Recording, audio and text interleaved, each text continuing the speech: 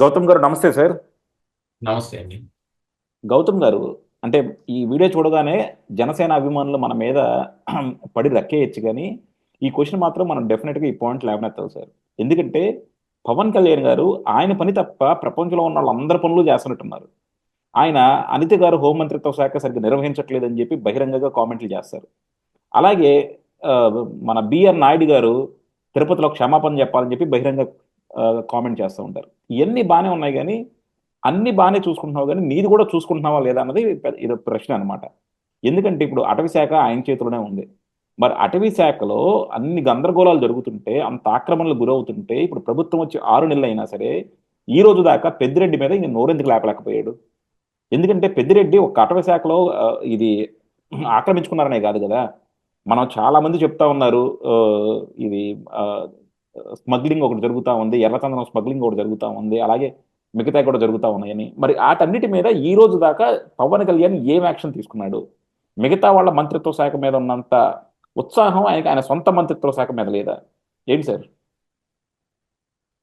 ఈ ప్రశ్న నేను ఆల్రెడీ నా కొండపొద్దలు ఛానల్లో నేను మన రెండో ఛానల్ ఉంటే కొండపొద్దలు 2.0లో ఈ క్వశ్చన్ రైజ్ చేశాను లైవ్ ఓకే. లైవ్ ఆ, అంటే ఉహుం, ఆల్రెడీ జనసేన వాళ్ళు అందులో కామెంట్స్ ఉంటాయి కదా. ఆ, మామూలుగా అంటే మేము కింద కామెంట్స్ ఆఫ్ చేసుకున్నాం. ఎందుకంటే వీళ్ళు వైఎస్ఆర్సీపీ కంటే కూడా ఈ జనసేన కానీ టీడీపీ వాళ్ళు కానీ ఇప్పుడు బాగా హెక్టిక్ గా ఉన్నారు. ఉహుం, అప్పుడు వైఎస్ఆర్సీపీ కార్యకర్తలే నయమేమో అనిపిస్తున్నారు.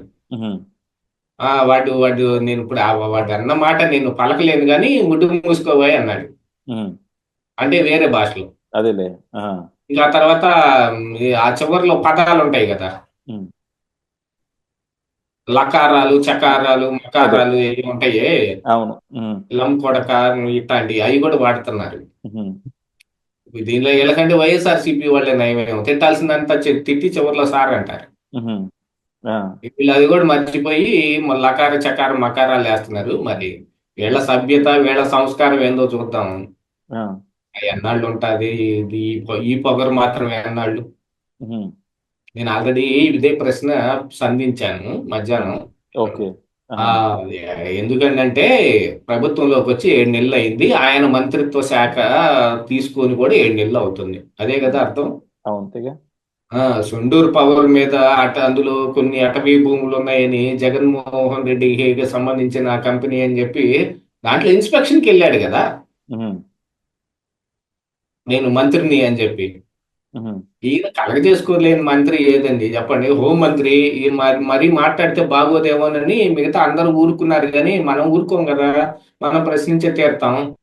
హోంమంత్రి నేను చేపట్టాల్సి ఉంటది అని అంటే ఇవ్వండి ఒకసారి హోంమంత్రి.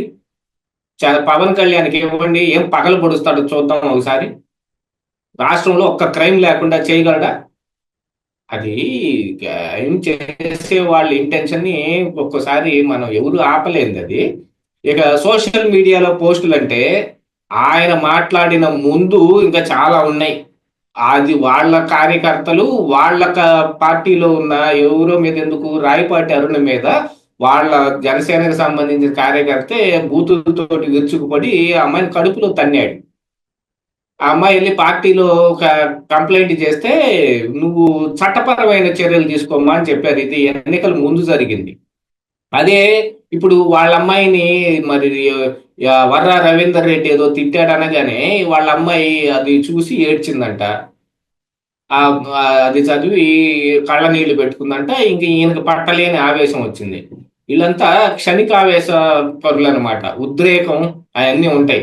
ఎందుకే కదా గతంలో ఎప్పుడో జరిగిన ఒక ఇన్సిడెంట్ అప్పుడు ఆ, చిరంజీవి కూతురు కూడా మా బాబాయ్ దగ్గర గన్ను ఉంది, అతను ఎప్పుడు ఏం చేస్తాడో మాకు తెలియదు, మాకు ప్రాణగండం ఉంది అని అప్పట్లో పెడితే ఈయన గన్ను లైసెన్స్ తీసుకెళ్లి జూబ్లీ హిల్స్ పోలీస్ స్టేషన్ లో సరెండర్ చేసి వచ్చాడు. మీరు ఆ వీడియోలు కూడా కావాలంటే యూట్యూబ్ లో దొరుకుతాయి చూడండి. ఒక శాలువా ఇలా కప్పుకొని ఈ అంటే గన్ను చేతితోటి ఇంకో చేతితో లైసెన్స్ పట్టుకొని. అదొక ఆ మంచి తర్వాత అదొక మంచి డ్రామా లేండి అది.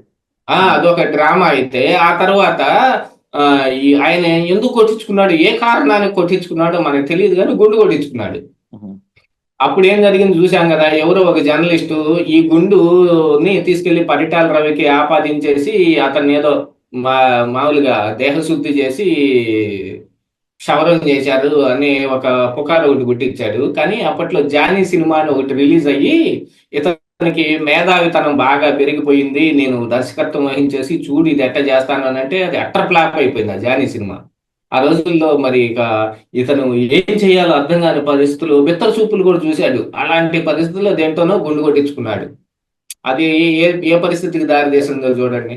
ఒక సినిమా ఫ్లాప్ అయితేనే ఈయన హర్ట్ అయిపోయాయి, ఈయన డైరెక్షన్ చేసిన సినిమా అయితేనే అట్లాగైపోయి గుండు కొట్టించుకున్నాడు.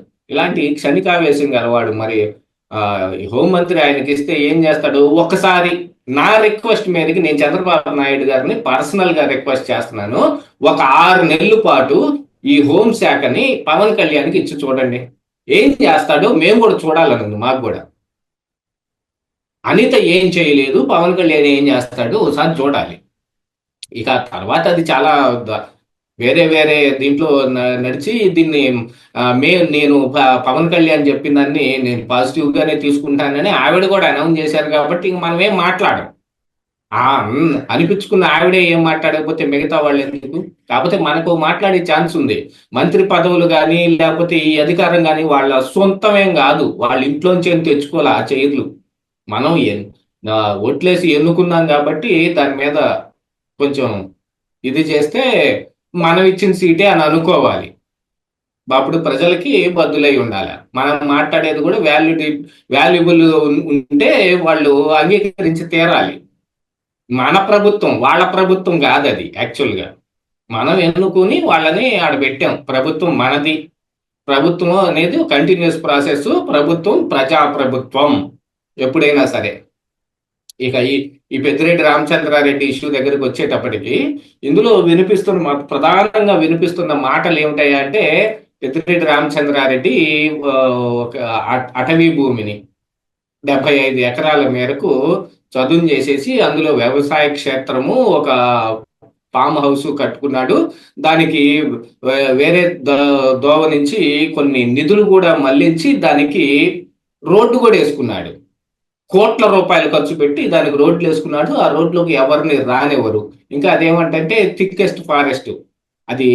అందులో పులులు చిరుతలు తిరిగే ఫారెస్ట్ అది. యాక్చువల్గా దాన్ని అభయారణ్యం చేయాల్సింది.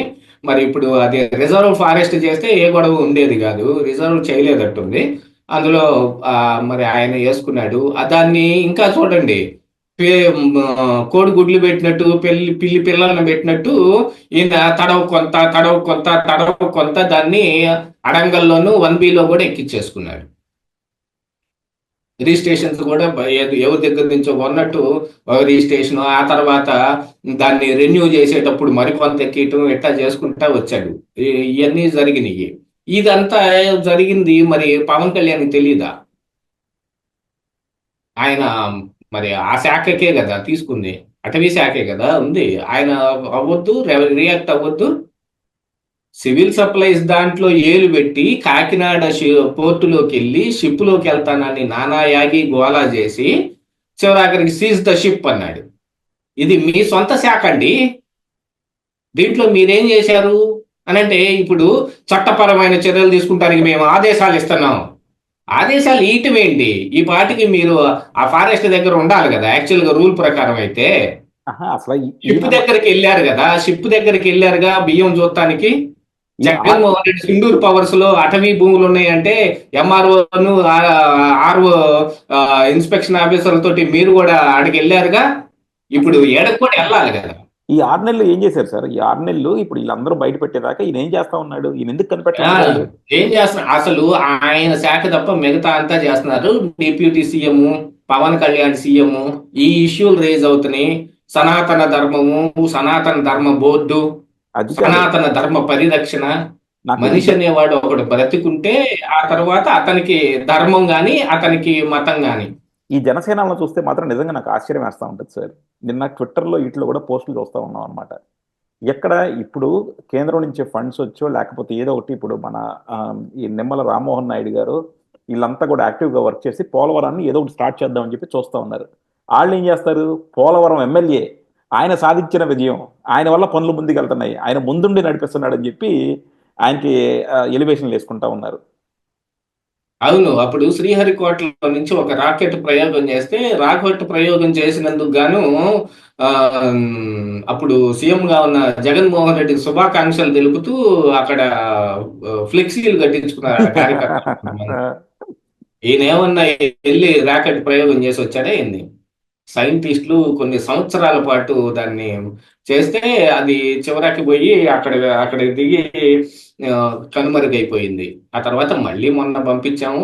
మళ్ళీ తర్వాత అది పనిచేసింది కానీ ఆ రోజున జగన్మోహన్ రెడ్డికి శుభాకాంక్షలు తెలుపుతూ ఇప్పుడు ఆయనకు సంబంధించింది కూడా కాదు, ఇదేం రాష్ట్రానికి సంబంధించింది కూడా కాదుగా, అట్నే వీళ్ళందరూ ఇప్పుడు వాళ్ళు సాధించింది, వీళ్ళు సాధించింది,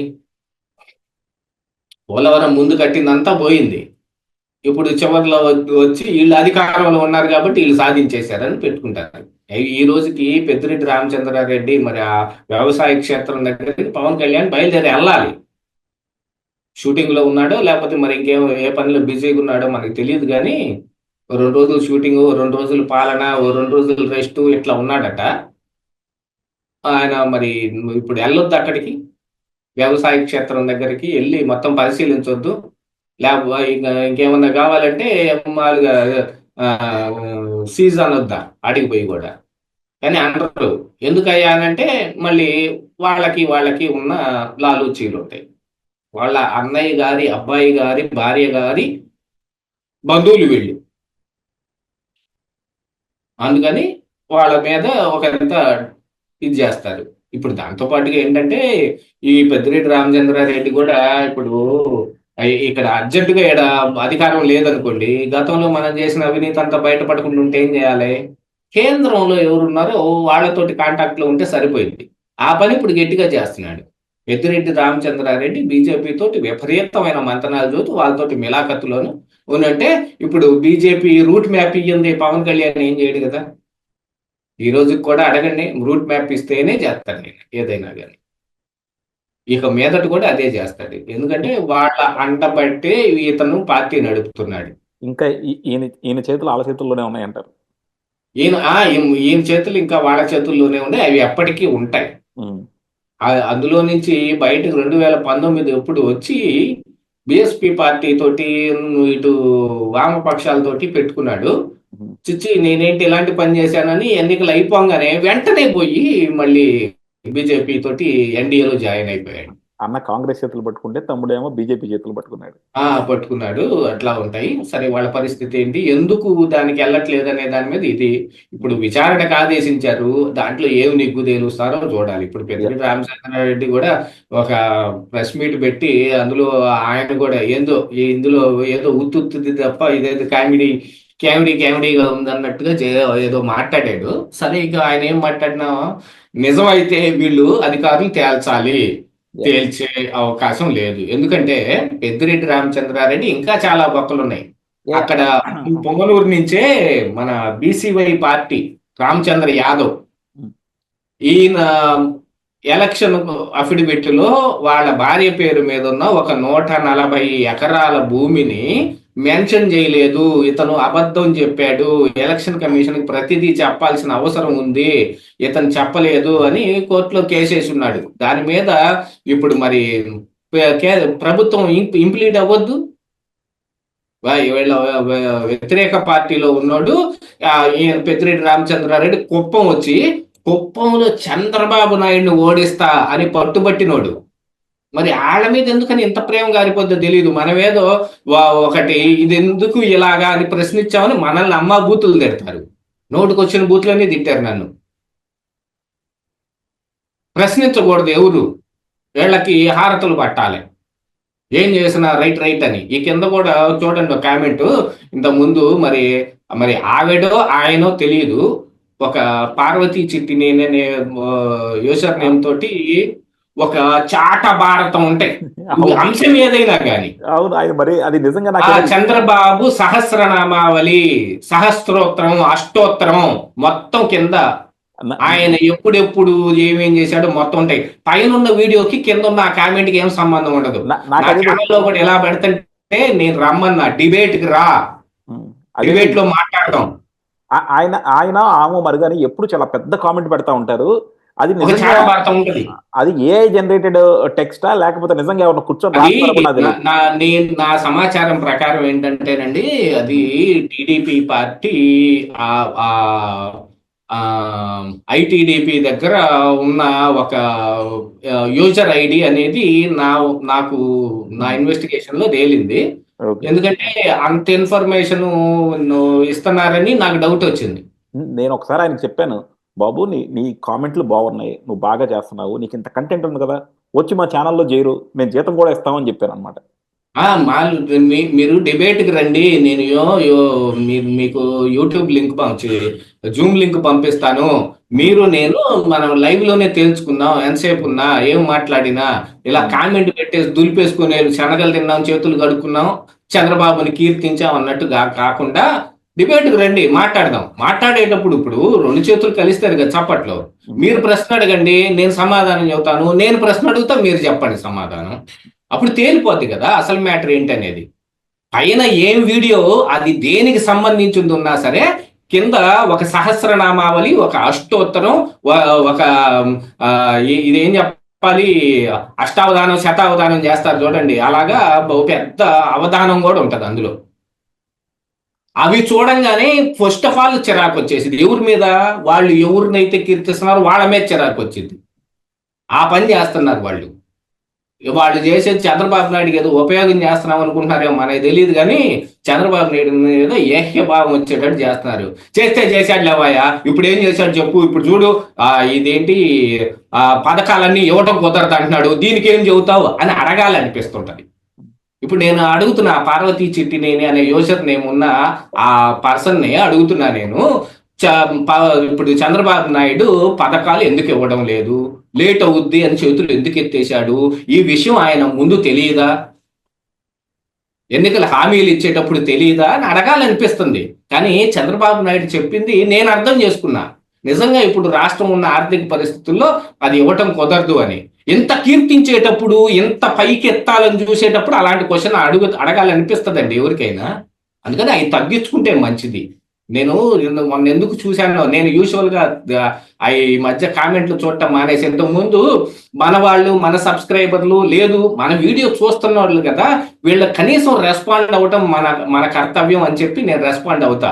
ఎవడన్నా బూతులు తిడితే వాడికి సమాధానం చెబుతా, ఏముందంటే తిట్టడానికి ఇందులో అని చెబుతాను. మంచిగా అడిగితే వాళ్ళకి సమాధానం చెబుతా. ఈ భారతీయ చిట్నీనికి నేను కూడా చాలా సార్లు సమాధానం చెప్పి నోరు నొప్పి వస్తే చివరాఖరికి పండిత పుత్ర పరమసుంట అని చివరిలో అశ్వత్థామహత కుంజరహ అన్నట్టు ఆ చివరిలో సుంట మాత్రం ఎత్తేసి పండిత పుత్ర లాగా చేయబాకు అని చెప్పింది. నన్ను సొంట అని తిట్టింది సొంట, డిబేట్కి రా, మాట్లాడదాం రా డిబేట్కి. ఏమనుకుంటారో తెలీదు. మొన్న ఎందుకో చూశాను, అది పొరపాటున ఆన్ అయింది. ఈ మధ్య కామెంట్లు అసలు చూడటమే మానేశాను. ఆన్ అయితే ఫస్ట్ అదే కనపడింది. ఒక చాట భారతం ఉంటది, అంత చాట భారతం ఉండేటప్పుడు బ్లాగులు రాయి, నీ పేరు పెట్టుకో, నీ మొహం చూపించు, నువ్వెవరో తెలియజెప్పు, ఇదిగో నా అభిప్రాయం ఇదని చెప్పు. కింద కామెంట్ ఎందుకు? కామెంట్ ఉంటే పైన ఉన్న వీడియోకి సంబంధం ఉండాల, గంట కొట్టి హారతి ఇచ్చేటట్టు ఉండకూడదు.